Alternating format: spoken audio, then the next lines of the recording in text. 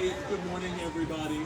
Uh, Good morning. We are here in beautiful Penn Square in the heart of Lancaster County to talk about how climate action wins for communities all over the Commonwealth and all over the United States. We are just across the street from America's oldest indoor farmers market, the Lancaster Central Market, and that really, I think, brings us home to what we're talking about. For too long, we have put climate action and agriculture, labor, and protecting our communities and their environmental future on opposite sides of an imaginary battle. And we're here to say that ends today. With incredible smart investments in green agriculture made possible by the Inflation Reduction Act, we are going to transform not just the landscape of Lancaster County, but the conversation about green agriculture. For too long, we have put climate decisions in the hands of people for whom the climate, the environment, is an abstraction or a playground. It's time for our farmers. It's time for the people who are most directly connected to the land and produce the beautiful foods and gorgeous environments present in Lancaster County to be the primary stakeholders in protecting our environmental future and protecting the rights of our children as guaranteed by the Pennsylvania Constitution to clean air, clean drinking water, and a beautiful natural environment. And it starts with investments from the top to the bottom. And so to talk a little more about that, I am thrilled to welcome my colleague, Lancaster City Councilman Jamie Arroyo. Jamie.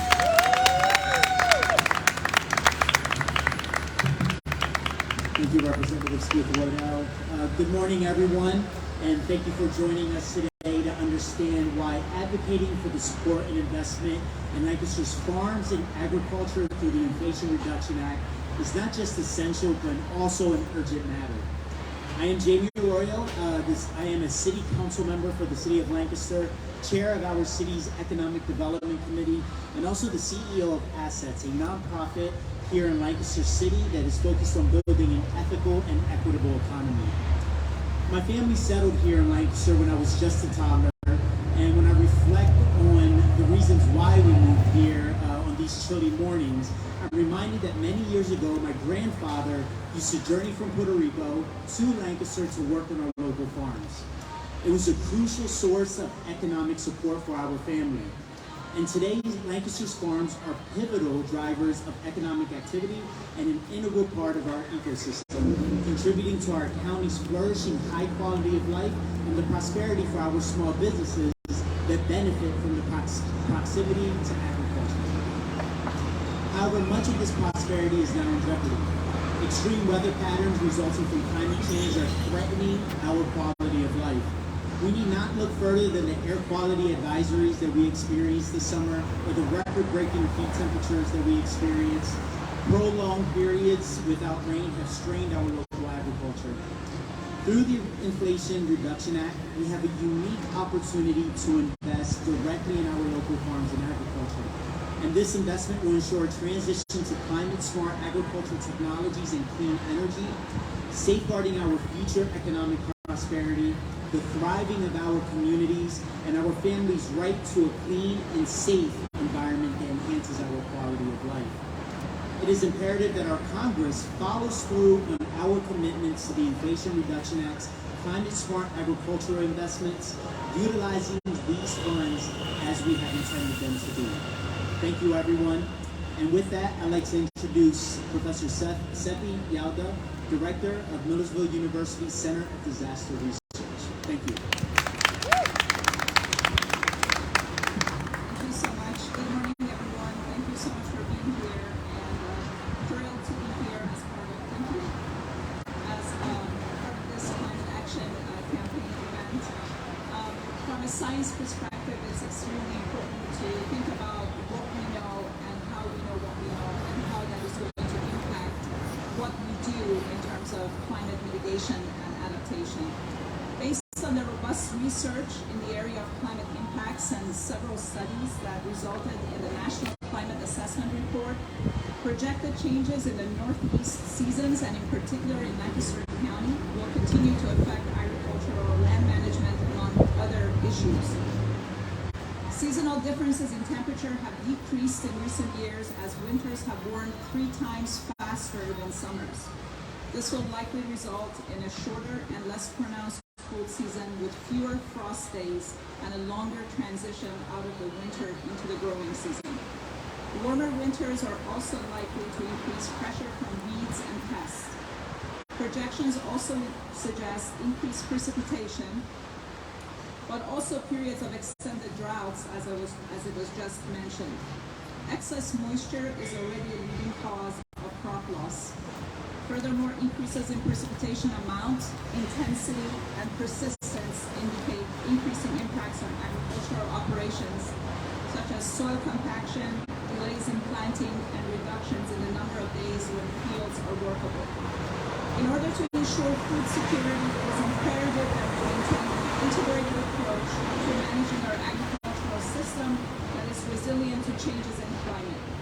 To accomplish this, we must be able to utilize the resources that are made available through the IRA's climate-conscious agricultural investments, to focus on agricultural practices that reduce greenhouse gas emissions and stormwater runoff, while continuing to improve upon our climate models that we can better predict climate variability and mitigate its impacts.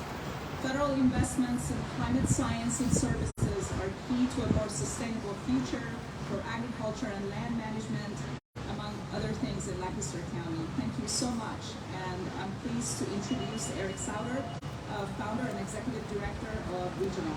Thank you.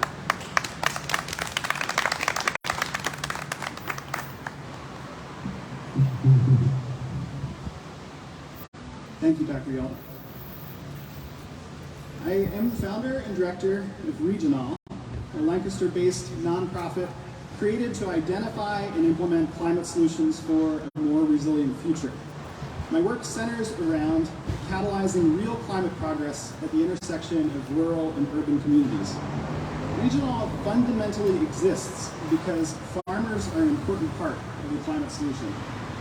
My journey in climate-related agriculture began about 6 years ago when I joined Team Ag, a local consulting firm serving the Mid-Atlantic. I created a climate-focused regenerative ag division, providing new support for farmers to analyze how a farm uses energy, how it impacts soil, water, biodiversity, and the atmosphere, and then how to implement strategies that improve these metrics so our local farms thrive for generations to come. In my time at Team Ag, I've worked alongside farmers that are doing incredible work, benefiting their soils and economic resiliency, but also water quality and climate. Farmers see the impacts of climate change firsthand. One farmer told me, "Things aren't just different from when my grandparents farmed this land, they're different from when I took over 10 years ago."